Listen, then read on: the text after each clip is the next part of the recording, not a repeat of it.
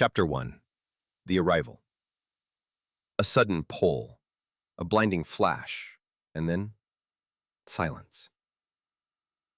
Ash blinked against the morning sun, the scent of wildflowers and damp earth filling his lungs. He sat up, groggy and confused, in the middle of a grassy clearing surrounded by towering, ancient trees. The sunlight filtered gently through the canopy, painting golden patterns on the forest floor. A strange breeze brushed past him, almost magical, whispering secrets through the leaves like the wind itself was alive. Moments later, 3 groans broke the stillness. Ugh. Okay, what the hell? Matt stumbled to his feet, brushing grass off his jeans. His brown eyes darted around, sharp and skeptical. Tell me someone didn't spike my ramen last night. You eat gas station ramen, Jacky muttered, standing up next. He stretched with a, still got my limbs. That's good. Last was Thane, who rose slowly and silently, his eyes scanning the surroundings like a soldier waking on enemy ground. His stance was tense but steady, his brow furrowed. We're not home anymore, he said plainly, voice heavy with certainty. Wherever this is, it's not Earth. They were all dressed the same as they had been the night before. Hoodies, jeans, sneakers, but something felt off.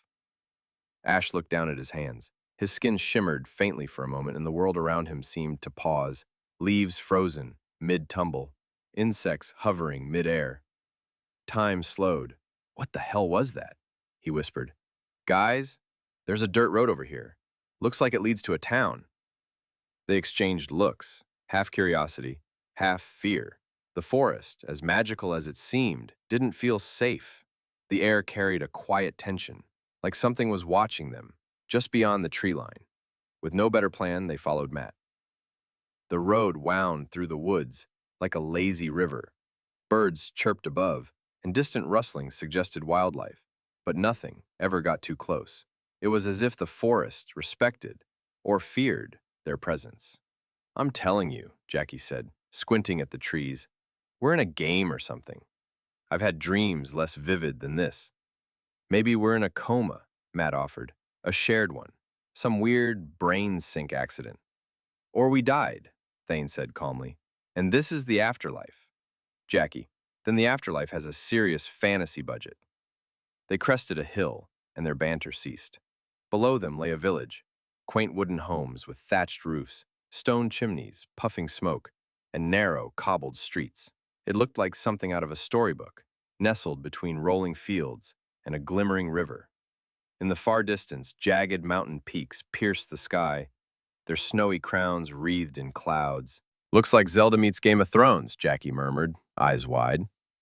A weathered sign at the entrance read, Welcome to Windmere, Traveler's Haven. As they stepped into the village, no one stared.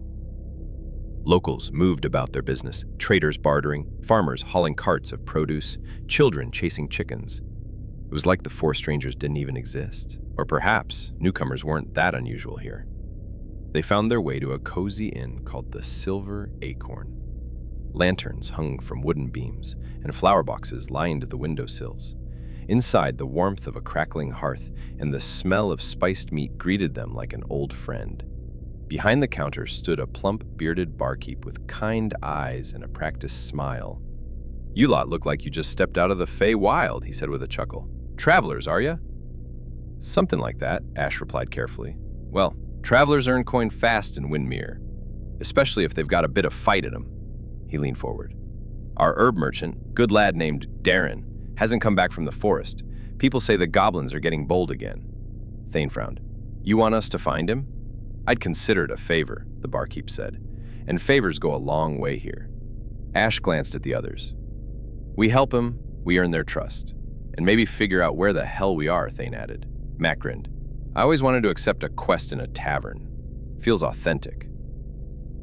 That night, they sat around the inn's hearth, plates scraped clean, the flicker of firelight dancing across their faces.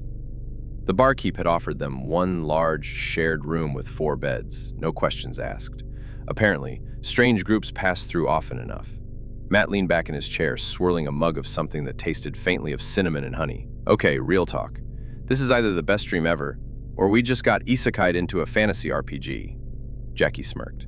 If we're in a fantasy world, I'm calling dibs on Rogue. I thought you already were one, Matt said. Jacky winked. Exactly.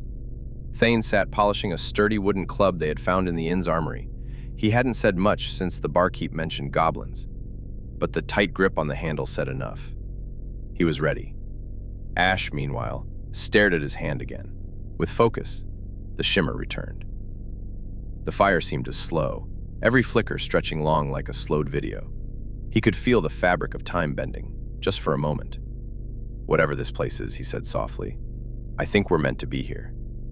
The others went quiet, the words hanging in the firelight like smoke.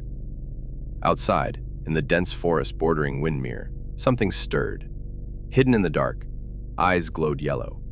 A low growl rumbled from a twisted throat. Clawed fingers gripped bark. The scent of prey, new, untrained, pulsed on the wind. The creature turned, disappearing into the underbrush without a sound. The night would not be quiet for long.